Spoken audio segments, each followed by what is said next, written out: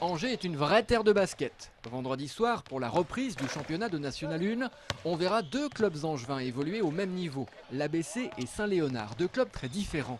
À l'intersaison, l'ABC a changé 7 de ses 10 joueurs. Sur le papier, l'équipe semble mieux armée que l'année dernière. Cette équipe-là peut être plus forte. Ouais. Elle peut être plus forte parce qu'on a beaucoup plus d'expérience, beaucoup plus de joueurs athlétiques, beaucoup plus de joueurs techniques. Donc je dirais que la compétence basket est pour moi aujourd'hui supérieure à l'année dernière. À la même époque, attention, pas à la fin de l'année. Mais aujourd'hui, ça ne suffit pas pour gagner des matchs, la compétence. Parce que l'année dernière, j'estime qu'elle était suffisante pour faire mieux et on n'a pas fait mieux.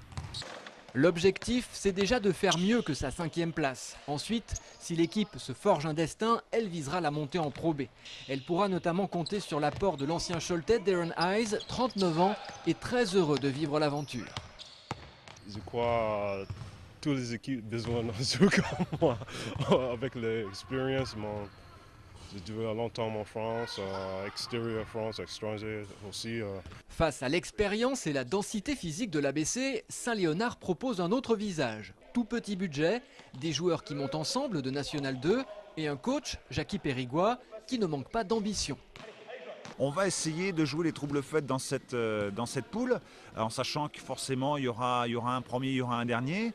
Notre objectif à nous, c'est de nous maintenir le plus tôt possible. Pour se maintenir, il faut gagner 14 ou 15 matchs. Donc on fera le décompte petit à petit.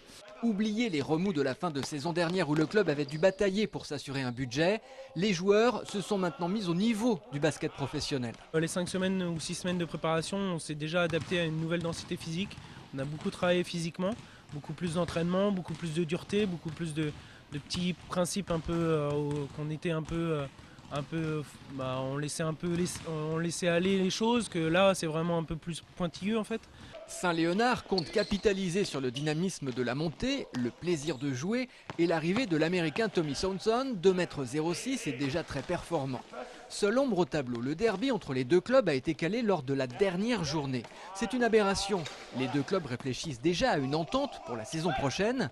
Une confrontation le dernier jour sera de toute façon polémique si le match est décisif pour l'avenir d'un des deux clubs.